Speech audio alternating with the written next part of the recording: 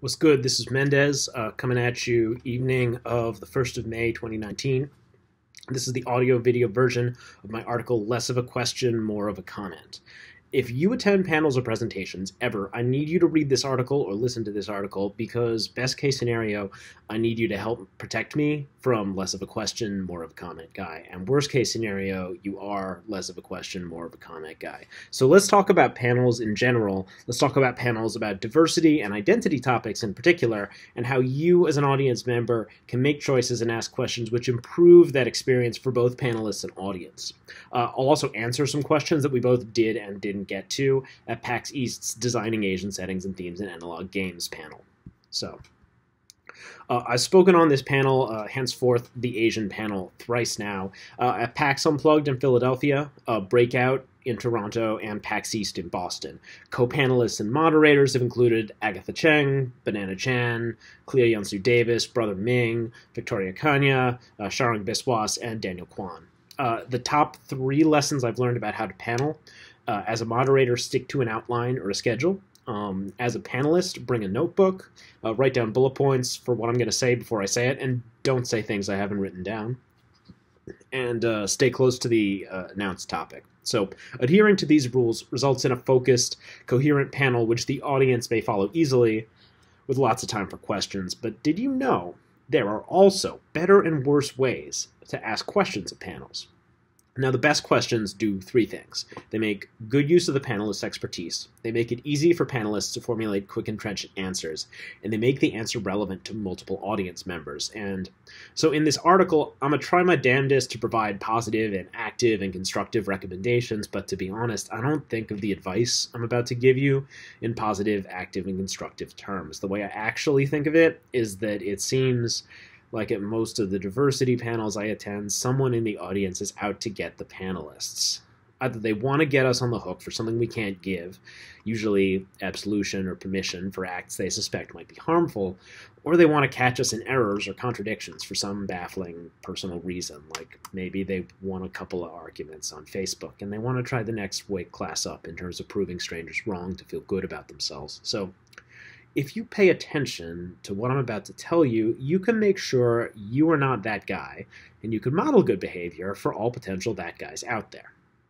So, you get a lot more out of the panel if you know what you're supposed to know before it starts. So since we don't necessarily have an audience we know will follow us to multiple conventions and see us do multiple panels, there's this tendency to make every diversity panel the 101 level panel, which introduces a topic to the audience which may not know anything about it. And 101 level panels are great, and they're essential to educating ourselves and the convention population, but we never get time to talk about any of the really good stuff unless we plan panels where we get to assume some audience knowledge going in. So some things that 101 level panels tend to go into include the fact that a problem exists, proving that a problem exists, proving specifically to those obnoxious dudes who think SJWs are ruining gaming that talking about the problem won't destroy their fun, and definitions of basic important terms like Orientalism, the white gaze, the male gaze, intersectionality, identity-positive language, accessibility, barriers to entry, microaggressions, cultural appropriation, decolonization, and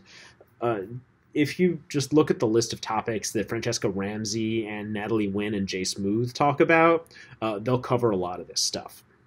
So they'll also, of course, tell you that you should do research, and they'll tell you that you should talk to people from the groups that you're representing when you make stuff. So a panel might be 101 level if it has like a general name, like diversity in gaming, or feminism in gaming, or accessibility in gaming, something like that. Panels with 201 level emphases might have a more active, specific, or academic sounding title, like decolonizing your world building, character design beyond the gender binary, bionics and disability. Designing Asian settings and themes, our panel is kind of in between. It's talking about a pretty specific activity with regard to a more general topic.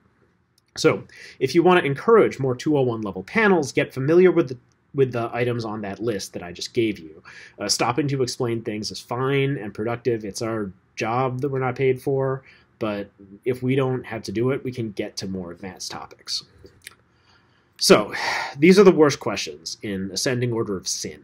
That means the questions at the beginning aren't so bad, and the questions at the end or the question at the end, and you already know what it is the worst. So after watching it work well at Breakout in Toronto, we at the Asian panel have started asking audience members to write questions on index cards and then pass them to a moderator so we can choose our favorites and screen out ones we don't like. This process mitigates the problems I'm about to talk to.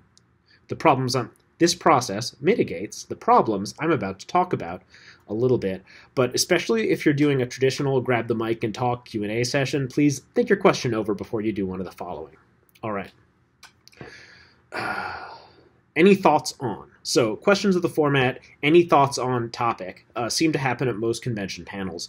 Audience members like to ask us here at the Asian panel our thoughts on Legend of the Five Rings, Scarlett Johansson, Cyberpunk Orientalism, audience members' game ideas, and especially, although rarely phrased as such, reverse racism. And as a matter of personal opinion, I find this format a little vexing because, like many of us who were assigned male at birth, I once upon a time learned that the best way to get rewarded when asked a question is to start talking and keep talking and never stop until someone validates me or gives me an A or increases my salary or something.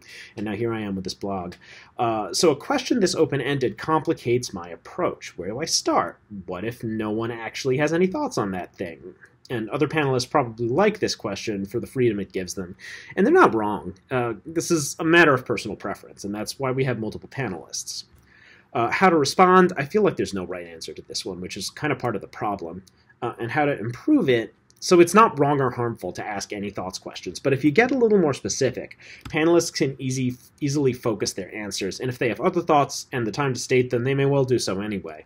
So instead of asking any thoughts on Asian gangsters in games, you might choose something about Asian gangsters that interests you, like how do Westerners depict Asian gangsters versus the way Asians depict them, for example. It's kind of like the difference between 101 level and 201 level topics, so make your question a 201 level question. They're actually easier to answer than 101 level ones, usually, if you know about Asian gangsters, which I don't really. So, how would you depict or handle or avoid giant topic, whatever it is? So when we get to the questions below, you'll see a few from this category, like the kind of, how do I depict black people? How would you handle Asian martial arts? How do I avoid stereotypes? And it's 100% okay you're wondering this thing, but these questions are difficult to answer because the answer's book length. As with the above question, you'll likely get an answer to this question after a bit of an awkward thinking silence, but the probability it's going to be the answer you are actually looking for is a bit low. I've tried to come up with productive, specific answers to them anyway, but I can only do that because I have time to stew over them and write blog posts. And if you look in the text of the article, I linked to some of the blog posts that I wrote specifically so that people could link to them instead of having to answer the question themselves. So if you ask a panelist, say, what's a good way to get started with playing diverse characters, they'll probably give you the really obvious answers, which are do lots of research and talk to experts from those groups, because, damn, otherwise, where do they start? So, how to respond. As a panelist, you have the option of asking the person to clarify or specify their question, and sometimes that works, and other times it spawns a confessional, and we'll talk about those in a bit. If it's a question that an article on the internet answers, like one of mine, you can ask the person to give you their email afterward, and you can link them to my article and thus avoid having to give a book-length answer in a 10-minute Q&A session. As a sort of compromise between the two, you could have some relevant article queued up on your phone and read out the headings as bullet points. Audience members may then ask follow-up questions if any of those points aren't clear. How to improve. Improving this question is difficult because the most obvious solution is to come up with a specific situation that you're dealing with or a specific example of some kind. Trouble is, those can take some time sometimes and turn your question into a solve my personal problem question. Also, we're going to get to that. So, try to find a way to make it more specific, which is still going to be relevant to the other audience members. So, a balance between this problem and the over-specific problem. That pre-panel research I told you about helps, but to look at the above examples, here's what we get if we try to specify the question by means of bringing in a common problem. What is a common misstep people make when trying to make positive depictions of black folks? What's the difference between a cool Asian martial artist and a stereotypical one? Stereotype sounds hard to avoid, even under the best of conditions. Is it okay for some characters to be stereotypical? All right. So I or my friend did this thing, and is it okay? So this is another question that comes from a really good place, but which gets weird and uncomfortable fast. My friends and I refer to this question as the confessional, when people not of our identities come to us and ask us for permission or absolution for their borderline sins, like wearing ethnic clothing you bought from a person of that ethnicity, or making a game about a group they're not part of, or publicly describing themselves as allies. So, I really like Japanese mythology, so I want to make a game about yokai. Is that okay? I bought a kimono from a Japanese store on Thompson Street. Is it okay if I wear it?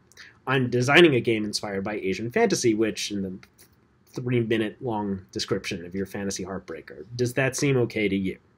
And this question has a number of problems. First, it tends to take forever. Second, it's all about you. And no one else has that piece of jewelry or is designing that game, so the probability it's relevant to what they're doing is relatively low. Third, it's nigh on impossible to tell you whether something is okay or not based on the summary of your concept. The summary is usually fine. The racist devil will be in the details, probably. Like, do you remember the Chinese prom dress fiasco? So, when I first heard a white American girl had worn a qipao to prom, I thought, it seems fine. I don't know why that's a controversy. And then I saw the pictures that she and her friends took while wearing the dress, in a pose which caricatures Asian women's formal body language. Concept, fine. Details, bad. So this question's moral quality also implicates the panelist you're interrogating in whatever it is you're then about to do. You're going to ask us a question, pay us nothing, and then trade on the answer to do something which may or may not harm someone. So if someone calls you out on it, are you going to tell them we said you could and make it our fault? So, how to respond. I couldn't say without seeing the specifics, or let's talk after the panel about the details are ideal here because you can then control the degree to which you're engaging the conversation. If it gets too elaborate and detailed, you can gently inform your interrogant that this is professional cultural consulting kind of problem, and best case scenario there, they actually hire you. I got a question like this at the last Asian panel about a game about Meiji-era fashion, which was way too specific for the general Q&A session, but which led to a really fun conversation afterwards. How to improve. Revise the thing you want to ask about your game until you think at least a third of the audience needs or wants to know about the answer. In a panel like ours, you have a decent shot of succeeding. It's a panel about designing settings, so what about your setting isn't unique? What about it applies to other people's settings they're designing as well? And if you can't come up with something, save it for after the panel. We'll be more than happy to talk about it with you then. What about other unrelated problem? The above questions are inconvenient, but that's okay, and they'll still spawn a relevant, informative answer, and starting with this question, we're getting into just don't territory.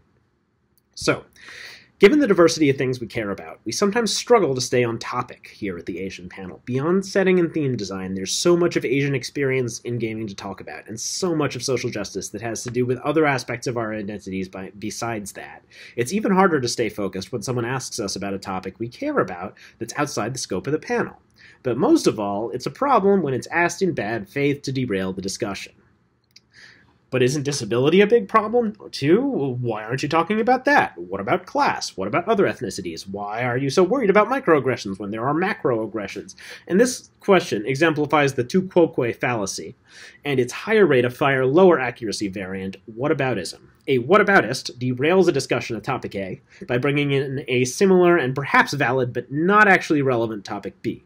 And Facebook memes love this fallacy in the format, why are people talking about the royal family or superhero films or a thing Kanye West did, but not about global warming or mosque bombings or crooked cops, as if we're incapable of caring about two things at once. Whataboutism's anime final form is, of course, #AllLivesMatter. How to respond. You'd be totally justified responding with, "Sir, this is a Wendy's," but if you want to show a little more gravitas, it's totally fine to say, "This is a panel about X, and that question is outside the scope of this panel." Totally fine. Me, though, I'll never be confrontational enough to actually say that. I prefer either giving a really short answer or relating the question to the original topic. Example. Suppose someone asks, well, what about class? Isn't class the real problem? You have a few ways to respond. One is, yes, class is a problem, but let's focus on problems related to the topic of the panel for now, okay? Another is, yes, class is also important. Period. Next. Probably the most constructive answer, though, makes it intersectional. Yes, in fact, economic class affects Asian people in this particular way, which comes into gaming this way, etc., etc. How to improve, you should only ask this question if you can relate it to the actual topic. That intersectional option, for example. How does class affect Asian people in gaming? Finally, less of a question, more of a comment. No, don't do this. And what's more, if someone else does this, please shout them down so that we don't have to. Do not violate the panel's social contract by taking up time in this short hour to say something literally no one asked you to say. I've also seen several less of a question, more of a comments in sheep's clothing. There's the personal diatribe, which is usually about cancel culture or political correctness or cultural appropriation or reverse racism or some other comment section worthy topic, in the form of a question whose answer you don't want to know. There's the boast about something you're doing with a cursory question hastily appended to the end of it. We once had a well-meaning white guy give a description of the very, very respectful and well-researched Asian-themed game he was designing with, so do you think Asian themes require more cultural consulting than African things? At the end. I responded with nah, about the same, and moved on to the next question. Generally speaking, saving the comment for after-panel discussion is safe, but read the room. At one of my breakout panels, after the panel was over, someone pigeonholed a woman who'd asked a question to give her his own unasked-for answer to the question. How to respond. Interrupt with, hey, I'm really interested in what you have to say, but let's reserve this time for questions specifically. Maybe you can share your comment with me on our way to the next panel. As with other ideal responses, you want to validate the person's enthusiasm, while at the same time setting out a model of appropriate behavior for other commenters. Inappropriate responses include drawing a Nerf gun and darting them right in the forehead, vaulting over the table, charging at them screaming, and physically carrying them out of the room. Super Saiyan 3, 1 to 2, fine, totally fine. Bees, wasps, ants, pulling the moon into the earth, shrieking at the top of your lungs until time runs out, immediately remixing and replaying the comment but with autotune and stuff, and of course, what the Christ are you talking about? How to improve. Rethink all your life choices. Actual questions. Here are some real questions from PAX East's Asian panel. I have corrected the spelling and grammar errors, but I really didn't want to because some of them were great.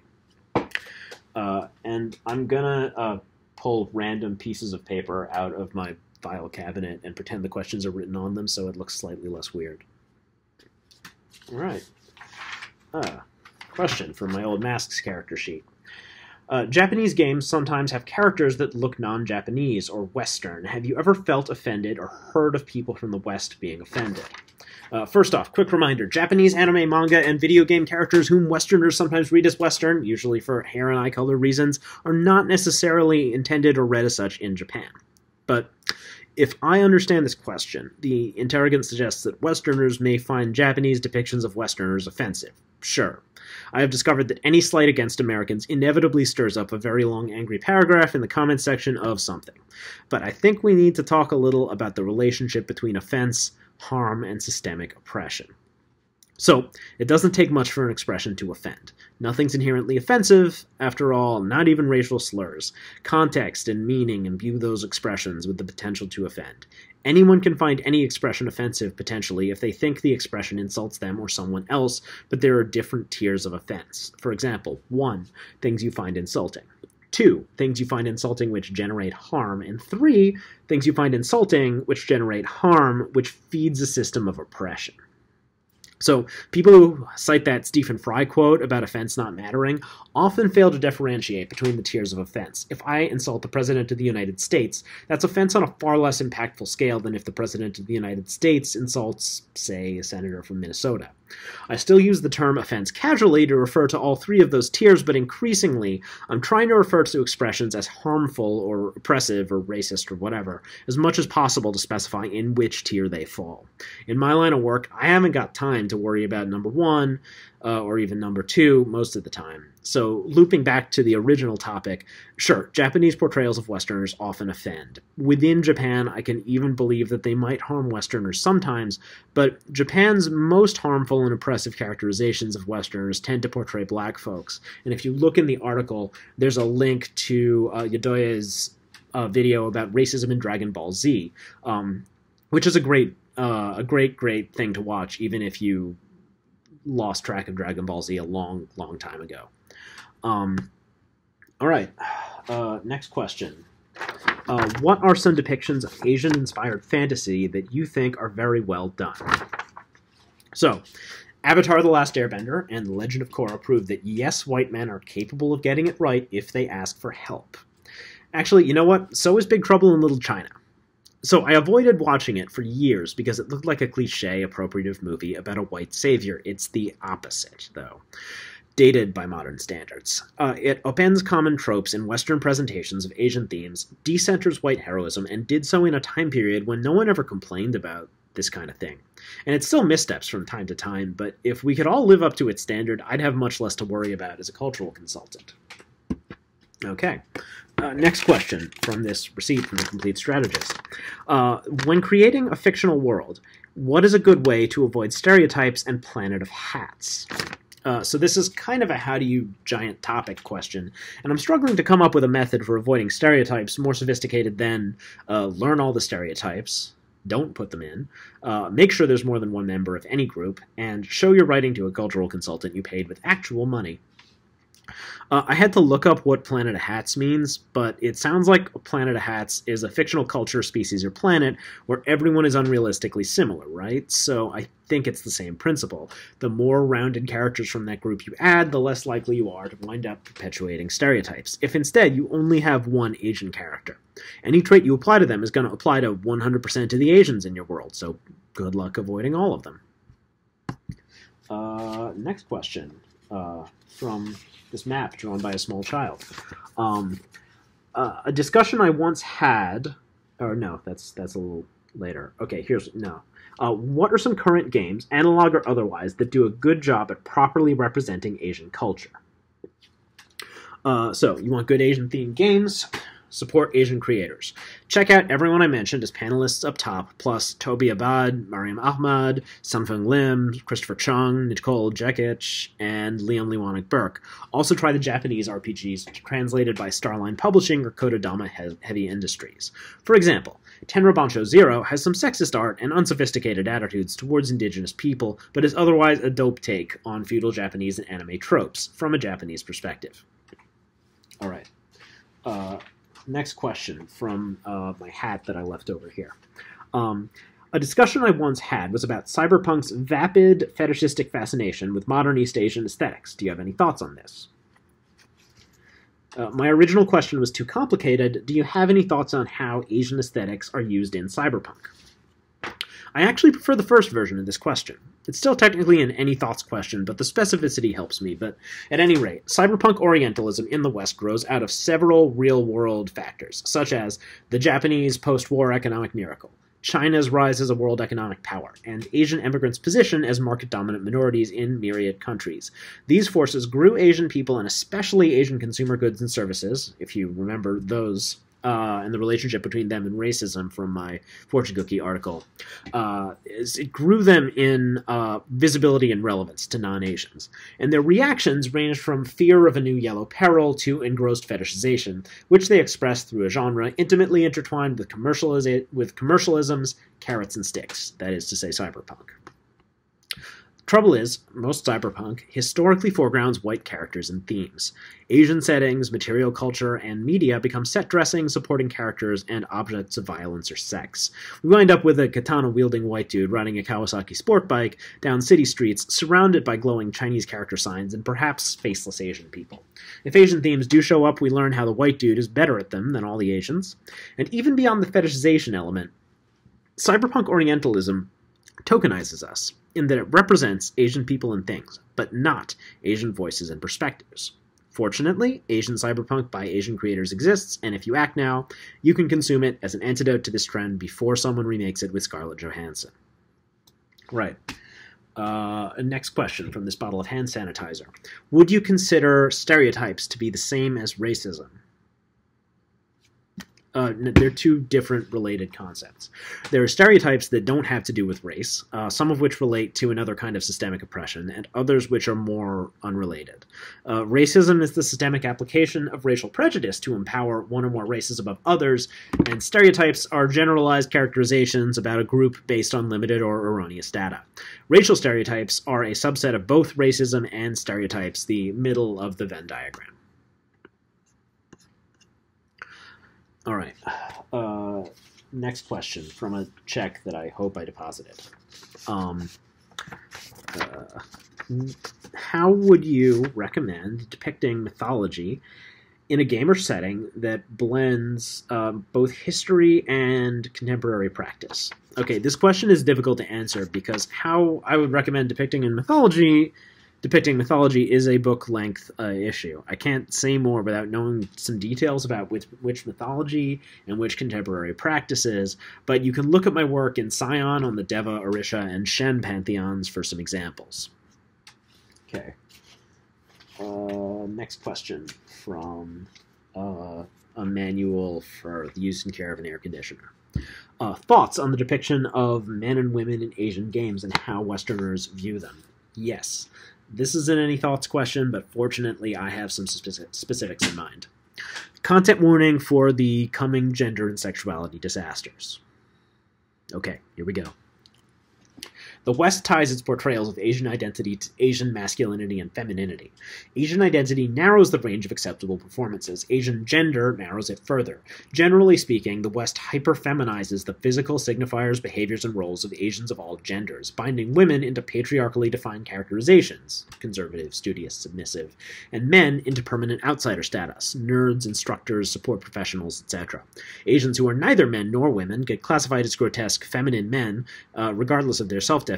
I'm not going to go into much detail here because this is a whole article-length topic, and also I don't want to pack that much triggering content into this article because I'm already tired.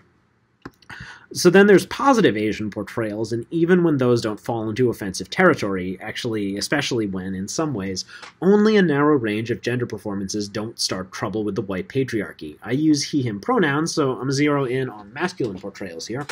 For Asian men, the safest archetype is the strong silent type. There is nothing wrong, or even really racist, about a strong, silent Asian man. Lots of real Asian men are strong and silent.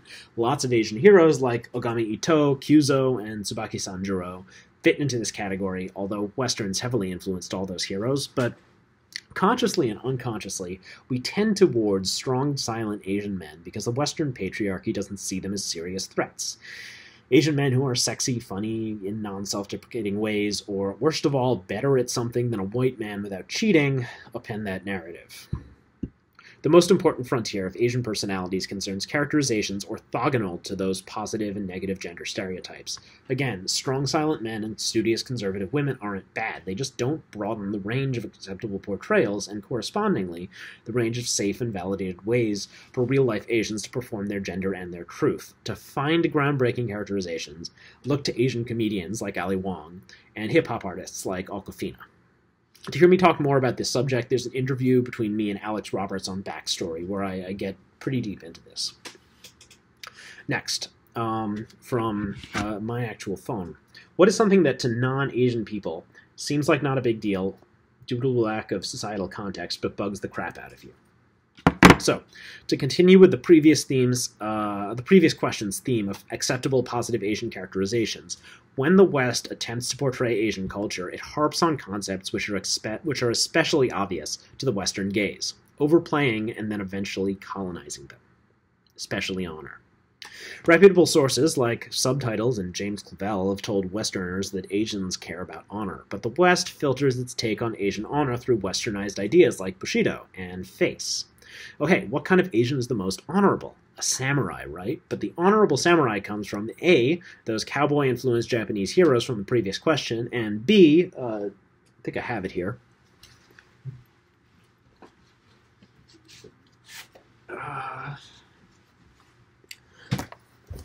Bushido, the Soul of Japan.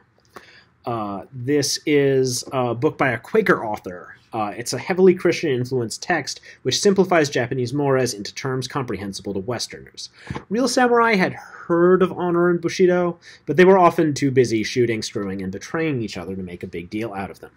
This conceptual confusion means that when I see honor in a Western work describing Asians, I rarely know what it actually means. I expect it to refer to personal reputation based on adherence to broadly accepted societal codes of behavior, and to modes of behavior enforced by widespread public gain or loss of reputation and social cachet, akin to mana in modern New Zealand or street cred in hip-hop culture. Instead, it denotes a nebulous grab bag of orientalized reskins of the following Western concepts: destiny, familial obligation, etiquette, duty to employer or government, personal reputation, skill at arms, fairness and adherence to the rules of war, performance of cultural values, self-sacrifice, or chivalry. So, it means everything and nothing, averaging out to an uncanny Asianness that renders us inscrutable to Westerners and unrecognizable to actual Asians. In practice, then, honor signifies stereotypically positive Asian behavior, whatever the hell that means. Or else, adherence to Western virtues, which we're going to pretend Asians invented. Stereotypical or colonized, take your pick.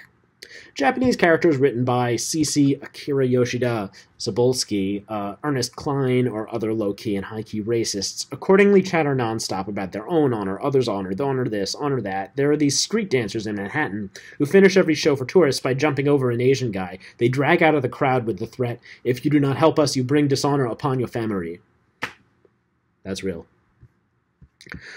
Accordingly, I avoid the word honor like the plague when I write about Asian people. Duty, reputation, chivalry, sure, I'll write about any of those things. But I've found that there is always a better and more precise word for me to use than honorable when I talk about Asians. Also, alternate spirit worlds.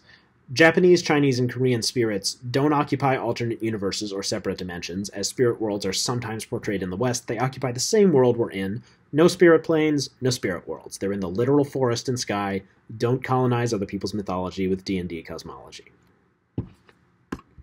All right, next question from the back of this book.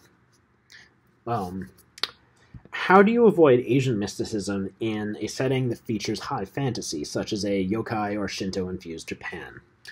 Make supernatural and the religion practical and relevant. If you actually depict Shinto realistically, you won't end up with wise mystical Asian masters spouting philosophy, because Shinto's about the real world and your relationship to it. Two primary qualities define the mystical Asian stereotype: esotericity and ineffability. Unlike Western religious ideas, which are supposedly practically grounded, Asian mysticism concerns abstruse philosophical ephemera far removed from practical life. They're confusing and irrelevant to practical concerns, which makes them impotent and forgettable, a philosophical hyperfeminization like we saw with the gender stereotype. So if that's what you're getting out of Asian religion and philosophy, you don't understand it. All right, next question from this tissue box. Potential or experienced issues when a member of one vulnerable demographic portrays or plays or is asked to play as a different but also vulnerable group member, i.e. Colombian immigrant as Japanese American. Same issues? Look, we all internalize racism. We even internalize racism about ourselves. That's how the Kyriarchy works. It enlists us in our own oppression and the oppression of one another. There are flavors of racism, particular to every nation and culture. Like, South American countries are really into doing that thing where you pull the skin on your face back. I'm not actually going to do it, but to make your eyes look stereotypically Asian for some reason. I don't know what's up with that. They aren't really more racist than North Americans are against Asians. They're just different racist. Okay. Let's see here. Next question from a different master character sheet. Well, what are the... there's a number 1 and a number 2. 1, what are the most common or typical mistakes you see made in game design? Is it primarily stereotypes or art? I'm going to answer this and then I'm going to do part 2. So this question is pretty general, but the most common problems revolve around a conception of Asians as white people are able to consume and understand them through commercially available media. It's the specific version of Asians we see in TV and movies and stuff, and those things extend to art and stereotypes both. The excuse or reasoning we often get for these crimes is, this is based on a pop culture thing, not on real-world Asians, which, okay, that's like saying this game has black people, but they're based on black people from an offensive TV show, not on real black people. Like, okay, bro, but basing your work on material that mischaracterizes a population doesn't make things better. All right. And 2, what is one thing, a book, a movie, or game that you feel has most accurately depicted Asian culture, or your culture in specific? Pearl from Steven Universe is the most Filipina character on television. But Mendez, you're probably saying. Pearl is a gay space rock. How could she possibly be Filipina? Is this like when you tried to convince me Crouching Tiger, Hidden Dragon is a parody? Side quest, spoilers through Season 2 of Steven Universe. There's this old nickname for the Philippines in general, and Manila in particular, although it's applied to some other Asian locations too, like Hong Kong. It's even in the Philippine national anthem, second line. Perlas na silanganan. Yeah, is that it? Yeah, Perlas na silanganan. Pearl of the Orient. Pearl belongs to an oppressed, commodified underclass created as domestic servants and emotional laborers for beings of higher status. She joins a violent revolution and develops a reputation as a terrifying martial artist. At the moment of her greatest triumph, a white American man steals away the thing she wants most and has worked hardest for. She now lives as an expatriate in the United States, taking care of that white man's son, and she enjoys tidying up and playing the violin. So, speculative fiction racism analogies often frustrate people of color because they replace representation of racism's targets. But Steven Universe's Pinoy representation owns both on and off camera. Many voice actors are of Philippine descent. There's Didi Magno-Hall, who plays Pearl. Lapis Lazuli is Jennifer Paz Fedorov. Peridot is Shelby Ribara. Ruby is Charlene Yee. And Jamie the Mailman is Eugene Cordero. In addition, a major character, that's Lars Barriga, is biracial. He's white and Filipino. And I realize I should explain the thing that Pearl has worked hardest for analogy. So the Philippine Revolution of 1896 to 1898 CE ejected the Spanish authorities who had dominated the Philippine Islands since the early 16th century. On the 25th of April in 1898, Filipino rebels had beaten Spain back until they held the capital of Manila and basically nothing else. Then, as part of the prosecution of the Spanish-American War, the American Admiral George Dewey sailed into Manila Bay, sank the Spanish fleet, and generally took credit for breaking Spain's hold over the Philippines. The rebels shrugged and busied themselves setting up Asia's only democratic republic. Meanwhile, the United States and Spain signed the Treaty of Paris. Spain sold the Philippines to the United States for $20 million, which is a pretty good price for a country they essentially neither owned nor held at this point. During the treaty process, President William McKinley consulted a map to determine the location of the Philippines, whose existence he understood only rather vaguely. In 1898, American troops showed up in Manila, announcing they had bought the place, which tested poorly with local audiences. Then, the United States conquered the only democratic republic in Asia, a story which I have summarized in a previous article, but it's the reason why so many Filipinos, like Pearl, live in America today. All right. Next question from this instruction guide for my printer. Scientology. What? How do you view parody of religion in games? For example, Unitology from Dead Space and IRL, and then there's an arrow. Okay, I read those in the wrong order. So I haven't played Dead Space, but I think parodying or satirizing religion is okay as long as A, you're punching up. That means attacking people who are more powerful, not less powerful than you in terms of systemic oppression. Or B, you're talking about your own religion that you were raised with. And also C, that you're not echoing oppressors' talking points. Supposing, for instance, that you're Zoroastrian. Suppose you want to make some media which calls out Muslim oppression of Zoroastrians. Cool. You should also be aware that Muslims are an oppressed minority who suffer violence and marginalization in many countries. If you're a Muslim calling out violent Hindu nationalism, you should be aware that Hindus are an oppressed minority in the United States. And I'm not telling you not to make your thing, just to be mindful of the repercussions. So this idea goes back to the giant robot of offense. Are you going to build up to the arms and body and stop, or are you going to make something no one can use as a weapon against a marginalized population? Also, lampooning Scientology is always acceptable. And last question from this Hellboy coaster. When do you push back against an accusation of racism? My favorite question. There were a couple of times when we would push back against an accusation of racism. One, when people of color are accused of racism against white people, also known as reverse racism. While racial prejudice against white people exists, studies show it to be far less common than the other kinds. But racism is a subset of racial prejudice, specifically referring to systemically enshrined racial prejudice, or in other words, racial prejudice used as an instrument of systemic oppression. Generally speaking, these accusations are spurious, and turn out not even to have anything to do with racial prejudice. Rather, we're pointing out instances of white privilege or patterns of racist behavior. And then 2, when we're playing the secret person of color game where we're all racist to each other on purpose because no white people are around and it's funny, and you try to make up a new racial stereotype. No, we are not going to laugh and validate your spurious claim that black people like sandwiches is an actual stereotype. All the rest of us are trying our hardest to offend each other, and there you are just making up new things. It's the equivalent of playing a made-up word in Scrabble and should be penalized as such. Certain individuals who may or may not be reading this and may or may not be named Jeff know what they did. But generally speaking, even if I disagree with someone's accusation, I'd rather listen than fight them.